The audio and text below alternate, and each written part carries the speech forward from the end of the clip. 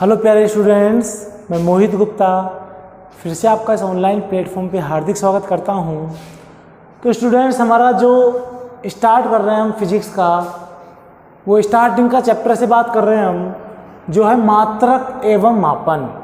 ठीक है बच्चों, तो पहले तो आपको एक बात बता देता हूँ, इसमें भौतिक विज्ञान की बातें भी की गई है कि भौतिक विज्ञान होता क्या है।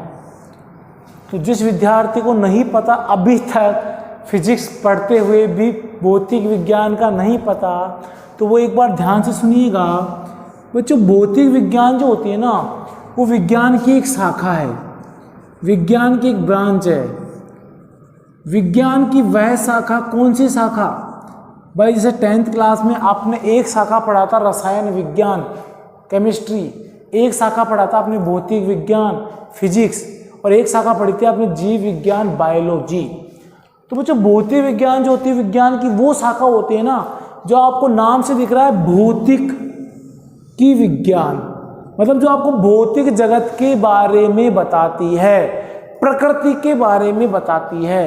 ये जो सब कुछ जो आपको दिख रहा है ना भौतिकली, चाहे आप किसी पंखे को चलते हुए देख रहे हो, चाहे किसी लाइट को जलते हुए देख रहे हो, चाहे आप मुझे देख रहे हो, ये सब एक तरीके से एग्जाम्पल होता है फिजिक्स के ही, भौतिक विज्ञान के ही। तो भैया, विज्ञान की वह शाखा जिसमें प्रकृति संबंधित सारे अध्ययन किए जाते हैं, प्रकृति के संबंधित सभी अध्ययन किए जाते हैं, सभी अध्ययन किए जाते हैं भौतिकी के संबंधित, भौतिक जगत के संबंधित। क्योंकि भौतिक का मतलब होता है भौतिक जगत, और भौतिक जगत का मतलब सिंपली ये जो दिख रहा है सब कुछ, ये सब भौतिक विज्ञान में आते हैं। ठीक है, आपका वो सर कैसे आता है भाई? पंखा चल रहा है, फैन चल रहा है, पंखा चल रहा है, तो पंखे में एक ऊर्जा दूसरे ऊर्जा में परिवर्तित हो रही है प्यारे बच्चों। क्योंकि पंखे में आप लाइट जला रहे हो, लाइट जला रहे हो मतलब विद्युत ऊर्जा दे रहे हो आप उसको, और विद्युत ऊर्जा देते हो घूमने लग गया, घूमने लग गया मतलब उसमें यांत्रिक ऊर्जा आ चुकी है। तो पंखे में क्या हुआ? विद्युत ऊर्जा किसमें परिवर्तित हो चुकी है? यांत्रिक ऊर्जा में। विद्युत ऊर्जा किसमें परिवर्तित हो चुकी है? यांत्रिक ऊर्जा में। तो ठीक है, तो भौतिक विज्ञान सिंपली क्या होता है? जिसमें विज्ञान की प्रकृति संबंधित या भौतिक जगत के बारे में अध्ययन किया जाता है। मैंने इसको इसलिए बताया बच्चों, क्योंकि आपका जो फर्स्ट चैप्टर है काम का, जो NCERT में चैप्टर नंबर 2 है, और वैसे पुराने सिलेबस में चैप्टर नंबर 1 था। इस साल जो चैप्टर चेंज हुआ है उसमें चैप्टर नंबर 2 है ये, और पहले 1 था। तो स्टार्टिंग में यही चीज़ें बताई जाती है, भौतिक विज्ञान क्या होता है। ठीक है बच्चों, इतनी बातें होने के बाद अब हमारा देखो जो चैप्टर का नाम है वो है मात्रक एवं मापन। मापन का मतलब मापना, गणना करना। जैसे दूध वाला आता है, आपके दूध को माप के देता है कि भाई 1 लीटर दूध हो गया, 1 किलो जिसको आप बोलते हो, वो 1 किलो नहीं है, वो 1 लीटर है। 1 किलो मापा, उसको कर दिया, वो होता है मापन, कि क्या मापा जा रहा है। ठीक है बच्चों, जैसे दूध वाले ने मापा 1 लीटर, दुकानदार ने नापा 1 किलोग्राम चीनी, वो तो उसका मापन हो गया। अब मेन बात आती है सर मात्रक क्या होता है, तो वो भी सुनिए पहले। देखो, मैं पहले आपको ये बताना चाहता हूँ कि ये हेडिंग क्या बोल रही है आपसे। हेडिंग बोल रही है आपसे मात्रक एवं मापन। तो मैं ये जानना चाहता हूँ मात्रक क्या है और मापन क्या है। मापन आप समझ चुके हो, किसी चीज को मापना ही मापन है। चाहे वो चीनी को माप रहे हो तराजू से, चाहे दूध को नाप रहे हो, चाहे किसी तीसरी चीज को माप रहे हो। ठीक है, अब क्या है मात्रक क्या है वो सुनना। मात्रक को समझाने के लिए मैंने आपको छोटा सा एग्जाम्पल लिया। मैंने एक लिया 20, दूसरा भी लिया 20, और तीसरा भी लिया 20। ठीक है बच्चों, क्या तीनों में कुछ अंतर दिख रहा है क्या आपको? क्या तीनों में कोई डिफरेंस पता चल रहा है क्या आपको? नहीं चल रहा सर, क्योंकि सर ये भी 20 है, ये भी 20 है, और सर ये भी कितना है? 20 है। ठीक है, अब भी मान गया आपके साथ कि इनमें कोई अंतर नहीं है। अब सुनो, इसके आगे लगा दिया मैंने किलोग्राम, केजी, इसके आगे लगा दिया मैंने मीटर, मीटर हिंदी में भी लिख देता हूँ मीटर, किग्रा, क्योंकि कई बच्चों को इंग्लिश में प्रॉब्लम भी हो सकती है। और इसमें लगा दिया मैंने सेकंड, सेकंड। अब जैसे बच्चों मुझे एक बात बताओ कि अगर मैं 20 के आगे किलोग्राम लगाता हूँ, मीटर लगाता हूँ, और सेकंड लगाता हूं, तो ये तीनों लगाते ही आप बोलोगे सर ये 20 किलोग्राम है, मतलब ये किसी वस्तु का द्रव्यमान है। आप बोलोगे सर ये 20 मीटर है, मतलब ये किसी वस्तु की लंबाई या दूरी है, इसको लंबाई बोल सकते हो, दूरी बोल सकते हो। आप बोलोगे सर ये 20 सेकंड है, इसका मतलब ये सर किसी वस्तु का समय है।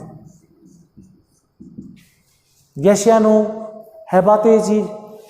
तो ये चीजें ऐसी है। अच्छा मेरी बात एक बात और सुनना आप लोग, थोड़ा सा बीच में टोकता हूँ इस चीज को। जैसे अपना एक चैप्टर खत्म हुआ, दूसरा चैप्टर स्टार्ट होता है, उसके बीच में आप 1 से 2 पेज खाली छोड़ देना। जब कभी आप आओगे तो आपको कुछ एक्स्ट्रा क्वेश्चन या कुछ एक्स्ट्रा नॉलेज जरूर दी जाएगी ऑफलाइन के हिसाब से, ठीक है? तो आप 1-2 पेज जरूर छोड़ के चले हर चैप्टर के बाद, ताकि आपको कुछ एक्स्ट्रा चीज़ें बता दी जाए बाद में भी, ठीक है बच्चों? वापस आ जाइए। तो जैसे किलोग्राम लगाया, ये आ गया द्रव्यमान, मीटर लगाया, ये आ गया दूरी, सेकंड लगाते ये आया समय। एक बार बताओ, जब मैंने ये तीनों चीजें नहीं लगाई थी, मिटा दिया, तो तीनों समान थे कि नहीं थे? सर समान थे, 20-20-20। पर जैसे किलोग्राम लगाया बच्चों, मीटर लगाया और सेकंड लगाया, तीनों अलग अलग राशियां हो गई। इनको हम बोलते हैं बच्चों भौतिक राशियां। इनको हम फिजिक्स में बोलते हैं भौतिक राशियां। इनको हम फिजिक्स में क्या बोलते हैं बच्चों? भौतिक राशियां। मतलब भौतिक राशियां फिजिक्स में अलग अलग है, और मुझे भौतिक राशि द्रव्यमान हो, चाहे दूरी या लंबाई हो, चाहे समय हो, इनको दर्शाने के लिए मुझे किसको दर्शाना पड़ेगा? इनको। इसको दर्शाने के लिए मुझे इसको जरूर दर्शाना पड़ेगा। और अगर इसको मैं दर्शाता हूं तो यही तो होते हैं मात्रक। यही तो कौन होते हैं? मात्रक। भाई इनको दर्शाने के लिए मुझे इनको दर्शाना है, और यही क्या होते हैं? मात्रक होते हैं। आई बात समझिए बच्चों? तो ये तो इनका अंकमान था, और जिससे भौतिक राशियां जिनसे दर्शाई जा रही है ना, ये वही मात्रक कहलाते हैं। तो देखो, आप मुझे एक बात बताओ, आप खुद सोच के, क्या बिना मात्रकों के इनका वजूद है क्या भौतिक राशियों का? नहीं है। तो बिना मात्रकों के बच्चों फिजिक्स का, भौतिक विज्ञान का कोई वजूद नहीं है, क्योंकि फिजिक्स में, भौतिक विज्ञान में आप बच्चों हर जगह मात्रक लगाने वाले हो। फिजिक्स भौतिक विज्ञान में आप हर जगह मात्रकों का उपयोग करने वाले हो। है बात समझ में? अच्छा एक बात और सुनना बच्चों, अरे आप सिंपली ये चीज यूज भी करते हो। भाई दुकानदार के पास गए या दूध वाला आया, आप उससे बोलोगे आज दूध एक्स्ट्रा लेना, तो आप ये थोड़ी बोलोगे 2 दूध दे दे, 3 दूध दे दे, 20 दूध दे दे। आप बोलोगे 20 लीटर दूध दे दे भाई मुझे। तो लीटर बोला ना आपने, लीटर बोलते हो समझ गया भाई 20 लीटर मांगना चाहता है ये। 20 किलोग्राम चाय दे दे भाई मुझे, तो 20 किलोग्राम मतलब वो क्वांटिटी दिखा रहा है। ये थोड़ी बोलोगे दुकानदार के पास 20 चाय दे दे। 20 क्या है भाई चाय? दाने गिनू के 20 में, कि एक एक दाने गिन के 20 दे दो आपको मैं, ठीक है? तो आप कुल मिला के समझ चुके हो कि मात्रक का बड़ा रोल है भौतिक विज्ञान में, इसलिए हम मात्रक पढ़ते हैं। और जब मात्रक होगा तभी वो भौतिक राशि होगी। अगर मात्रक नहीं हो तो ना आप द्रव्यमान को कर सकते हो बात, ना दूरी की बात कर सकते हो, ना लंबाई की, ना समय की, ना किसी और की बात कर सकते हो। ठीक है बच्चों? तो ये छोटी सी बात थी मात्रक की। मैंने चैप्टर की दोनों हेडिंगें बता दी है। मात्रक क्या होता है ये भी समझा दिया आपको, मापन क्या होता है ये भी समझा दिया। कोई भी चैप्टर स्टार्ट करो, सबसे पहले यही होना चाहिए कि वो चैप्टर बताना क्या चाहता है, जो हमारा क्लियरिफाई हो चुका है। अब आइए इसके मेन टॉपिक में, पहले टॉपिक पे। तो इस चैप्टर का बच्चों पहला टॉपिक ये है भौतिक राशियां। अब ये भी मैंने कहा था कि सर ये भौतिक राशियां है, तो पहला क्वेश्चन तो यही बनता है कि सर भौतिक राशियों का वजूद कब होगा? जब उनके पास क्या होंगे? मात्रक। अगर उनके पास मात्रक नहीं हुए बच्चों, तो क्या भौतिक राशियों का वजूद होगा क्या? कतई नहीं होगा, कतई नहीं होता है। तो भौतिक राशियां होती क्या है भैया? वे राशियां होती है भौतिक विज्ञान में, वे राशियां जिन्हें मापा या तोला जा सकता हो, जिन्हें मापा या तोला जा सकता हो। कौन सी राशियां कहलाती है? भौतिक राशियां कहलाती है।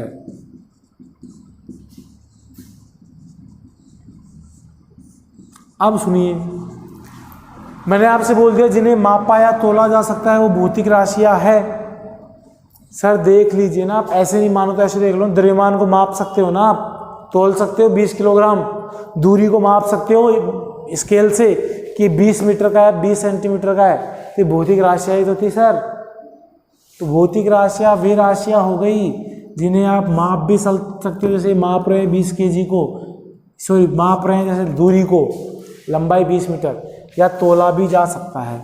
यही राशियां कौन सी राशियां होती है बच्चों? भौतिक राशियां।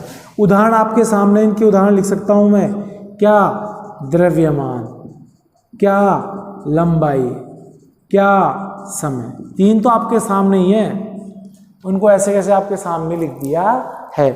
ठीक है बच्चों, तो ये छोटी सी बात थी भौतिक राशि की। भैया भौतिक राशियां, फिजिक्स में सारी राशियां लगभग भौतिक राशियां ही होती है, सारी फिजिक्स में भौतिक राशियां ही होती है। अब सुनिए आगे, अब अगर मैं भौतिक राशियों से थोड़ा आगे बढ़ता हूं तो एक चीज देखना बच्चों, भौतिक राशियां दो प्रकार की होती है। मैं आपको अगला जो टॉपिक ले रहा हूं इसको मिटा देता हूं, चलो इधर से, और अगला टॉपिक मैं आपको लेता हूं कि भौतिक राशियों के प्रकार कितने होते हैं, कितने प्रकार की भौतिक राशियां होती है। तो बच्चों भौतिक राशियां जो होती है ना, मेनली दो प्रकार की होती है। कितने प्रकार की होती है? दो प्रकार की। देखिए भौतिक राशियों के प्रकार,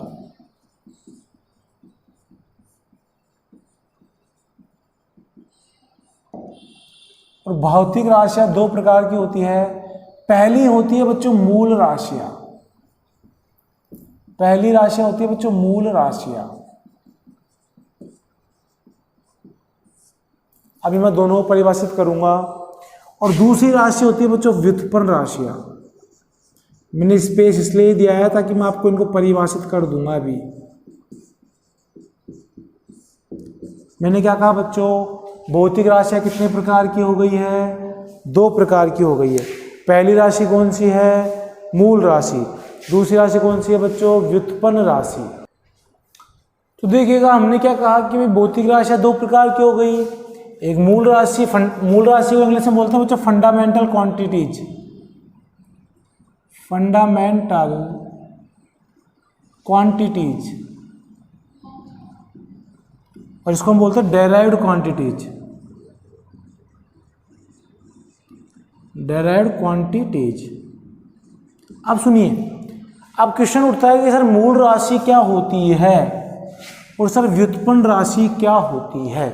तो अच्छे से समझिएगा बच्चों, मूल नाम से दिख रहा है, जो मूल है, जो जड़ है, भाई आपका पूरा पेड़ उगा हुआ है, वो पेड़ किस पर उगा हुआ है? जड़ पर, उसके मूल पर। क्या वो जड़ किसी पे डिपेंडेड है क्या? नहीं है। ठीक है, जड़ खुद अपने तरफ से फैला हुआ है, भाई पेड़ उगा, पेड़ का जड़ फैले हुए हैं, अब पेड़ डिपेंड करता है इस जड़ पे, यस या नो? तो भाई मूल राशि वो होगी जो किसी पर भी डिपेंड नहीं करेगी, किसी पर भी निर्भर नहीं करती, जबकि व्युत्पन्न वो होगी जो किसी पर निर्भर करती है। व्युत्पन्न वो होगी जो किसी पर निर्भर करती है। तो मूल राशि की मैं परिभाषा लिखूं तो मूल राशि हो जाएगी भैया वे राशियां या वे भौतिक राशियां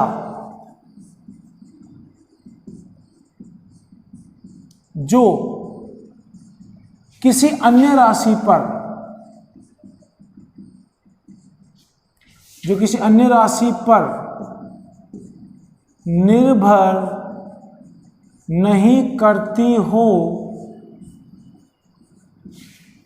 वे भौतिक राशियां जो किसी अन्य राशि पर, भाई जो खुद का वजूद रखेगा वो क्यों किसी पे डिपेंड करेगा। जैसे आपके पापा, घर वाले में पापा है, पापा खुद अर्निंग कर रहे हैं, कमा रहे हैं, तो वो किसी पे डिपेंडेंट नहीं है, किसी पर निर्भर नहीं कर रहे। जबकि आप हो, आप किस पर निर्भर कर रहे हो? आपके पापा पे, आपके मम्मी पे, आपके घर वालों पे। तो आप व्युत्पन्न हो चुके क्योंकि आप उन पर निर्भर कर रहे हो। ठीक है बच्चों, तो किसी पर निर्भर नहीं करती हो, कौन सी राशि कहलाती है? मूल राशि कहलाती है। ठीक है बच्चों, और सुनो, अगर मैं अभी पढ़ेंगे अपन, वैसे फिजिक्स में मूल राशियां 7 होती है, फिजिक्स में मूल राशियाँ कितनी होती है? 7, जो भी मैं बढ़ाऊंगा सारणी में। उदाहरण में 2 तीनों का नाम लिख देता हूँ। ये दोनों तीनों मूल राशियाँ ही है। द्रव्यमान भी मूल राशि होती है बच्चों, लंबाई भी मूल राशि है प्यारे बच्चों, और समय भी क्या होती है? मूल राशि ही होती है। ठीक है, ये राशियाँ कभी भी किसी दूसरी राशि पर निर्भर नहीं करती। अभी मैं बताऊंगा इन चीज़ों को और अच्छे समझ जाओगे आप। व्युत्पन्न राशियाँ कौन हो गई? जो किन पर निर्भर करती है? मूल राशि पर। तो भैया वे भौतिक राशियाँ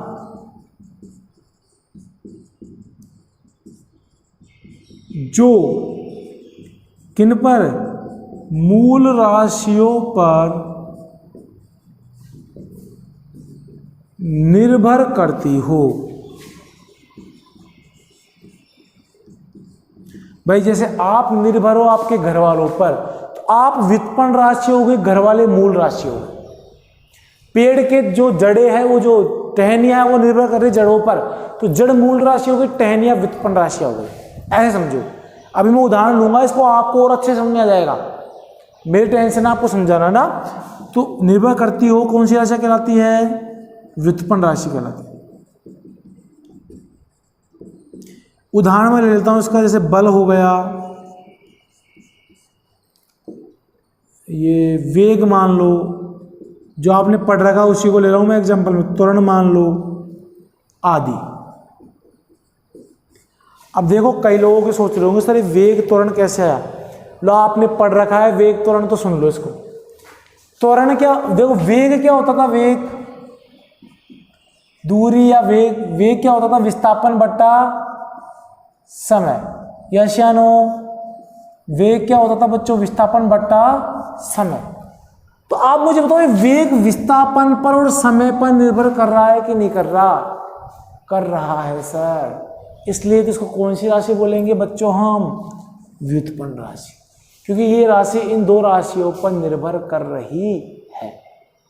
वेग विस्थापन का मात्रक हो गया मीटर, समय का मात्रक हो गया सेकंड। तो देखो इसका जो मात्रक बना है वेग का मीटर प्रति सेकंड, ये इन मूल मात्रकों पर निर्भर कर रहा है। देखो इन पर कैसे?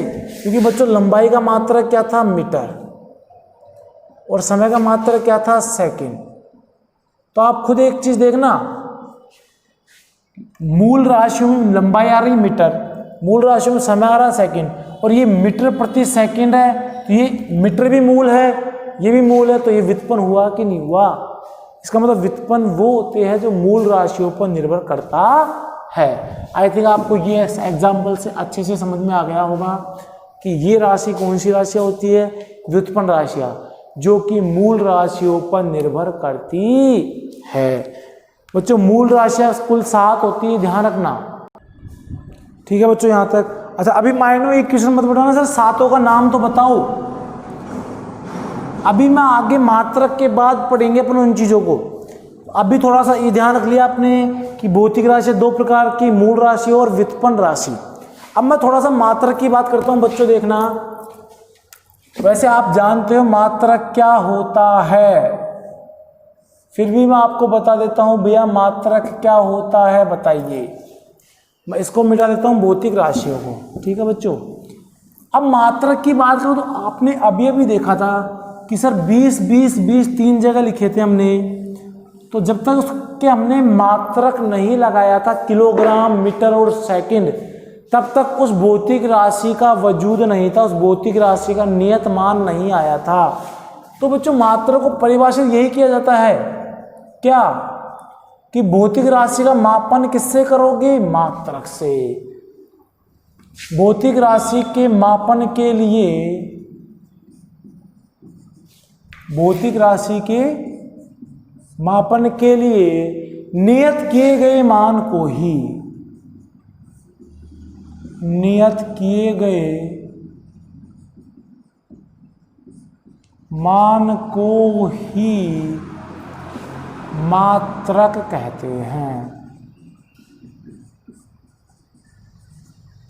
अब इस बात को समझो भाई, आपको पता है ये बात सर कि द्रव्यमान m बराबर था 20 किलोग्राम kg, तो इस kg ने ये मान फिक्स कर दिया कि 20 होगा। और ये केजी आने से आपको पता चल गया कि भौतिक राशि कौन सी फिक्स हो गई, द्रव्यमान। ये भौतिक राशि कौन सी फिक्स हो चुकी है, द्रव्यमान फिक्स हो चुकी है।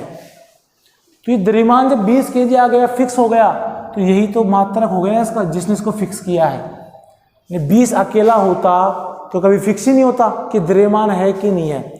तो भैया भौतिक राशि के लिए नियत किए गए जो मान होता है वही क्या होता है प्यारे बच्चों, मात्रक होता है। और अगर मैं इस मात्रक की बात करूं तो आप मुझे एक बात बताओ बच्चों, देखो मैं इसको यहां लिखूंगा, m बराबर लिखा मैंने 20 किलोग्राम, ठीक है। ये तो हो गया इसका आंकिक मान, आंकिक या संख्यात्मक मान, संख्यात्मक। आंकिक या संख्यात्मक मान का बच्चों मतलब ये है कि ये संख्या तो इस द्रव्यमान की कितनी हो चुकी है, 20। संख्या तो इस द्रव्यमान की कितनी हो चुकी है, 20। और ये हो गया इसका मात्रक, जिसको इंग्लिश में यूनिट बोलते हैं, यूनिट। तो क्या मैं, और ये कोई भौतिक राशि हो गई, तो क्या मैं किसी भौतिक राशि को देखना बच्चों, कोई भौतिक राशि Q को, क्वांटिटी Q को, क्योंकि राशि को इंग्लिश में बोलते थे क्वांटिटीज, क्यों लिख रहा हूं, क्या मैं किसी भौतिक राशि Q को ऐसे लिख सकता हूं कि n into you, n into you का मतलब होता है, n का मतलब हो गया आंकिक मान, संख्यात्मक मान, और आंकिक मान को इंग्लिश में बोलते हैं न्यूमेरिकल वैल्यू, इसलिए इसका n लिया गया, ये n। और मात्रक को इंग्लिश में बोलते हैं यूनिट, इसलिए इसका u लिया गया है। जहां n है आंकिक मान है, संख्यात्मक मान, और u क्या है उसका मात्रक, क्या मात्रक है। तो अगर आपको किसी भी भौतिक राशि q को दर्शाना हो, जैसे द्रव्यमान m को दर्शाना था, तो वो दर्शा रहे हम n इंटू यू। तो एक चीज ये बताओ, अगर m फिक्स है, भौतिक राशि q फिक्स है, तो n इंटू यू भी नियत होगी कि नहीं होगी, क्योंकि इसका मान q का मान कोई नियत मान है। और ये हुआ बच्चों, तो n बराबर क्या होगा, नियत बट्टा u। देखते हैं ना, जहां दिक्कत आए आराम से देखो वीडियो को। और इसका मतलब क्या होगा कि n समानुपाती किसके है, 1 बट्टा u के।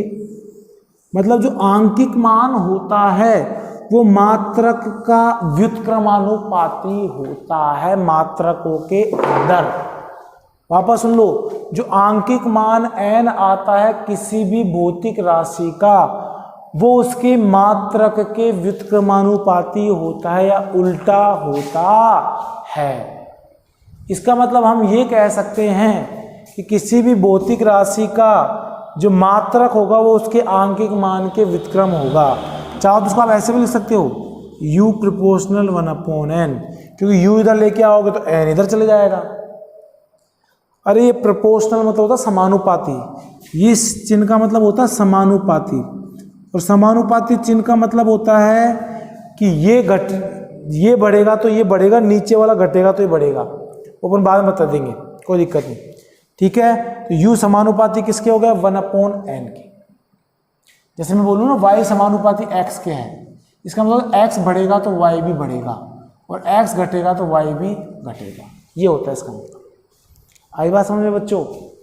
तो ये था आपका मात्रक, इसको मानक मात्रक के रूप में दर्शाते हैं। मानक मात्रक का तरीका है कि भाई मानक का मतलब जिसको आप तरीके से लिख सको, स्टैंडर्ड तरीके से। तो ये मानक मात्रक दर्शाने के तरीके हैं। कोई मानक मात्रक q बराबर दर्शाते हैं n इंटू यू से, जहाँ n होता है उसका आंकिक मान, u होता है उसका मात्रक, ठीक है बच्चों। तो ये छोटी सी बात थी मात्रक की। अब जैसे भौतिक राशियों के प्रकार पढ़े, भौतिक राशि कितने प्रकार की, 2 प्रकार की, वैसे हम बच्चों मात्रक के प्रकार पढ़ेंगे कि मात्रक भी कितने प्रकार के होते हैं प्यारे बच्चों, 2 प्रकार के ही होते हैं। कौन कौन से सुन लीजिए, मात्रक के प्रकार बच्चों। जैसे भौतिक राशियां 2 प्रकार की, मात्रक भी 2 प्रकार के। पहला मात्रक मूल मात्रक, और दूसरा मात्रक व्युत्पन्न मात्रक। तो मात्रक 2 प्रकार के हो चुके हैं, एक होता है मूल मात्रक और एक होता है व्युत्पन्न मात्रक। अब मैं मूल मात्रक को भी डिटेल से पढ़ूंगा और व्युत्पन्न मात्रक को भी डिटेल से पढ़ूंगा। जो हम पढ़ेंगे हमारे अगले वीडियो में। आई थिंक इस वीडियो में हमने जो बेसिक्स पढ़ा है उसमें आपको कोई समस्या नहीं आई होगी। आप मात्रक को जान चुके होंगे, आप भौतिक राशियों को जान चुके होंगे। और मैं आपसे फिर बोलता हूँ, थोड़ा सब्र कीजिए, धीरे धीरे चीज़ें और अच्छे समझ में आएगी। और जो भी समस्याएं होगी हम आपकी ऑफलाइन में ज़रूर सोल्व करेंगे। ठीक है, आज के लिए इतना ही। धन्यवाद आप सभी का। Thank you so much.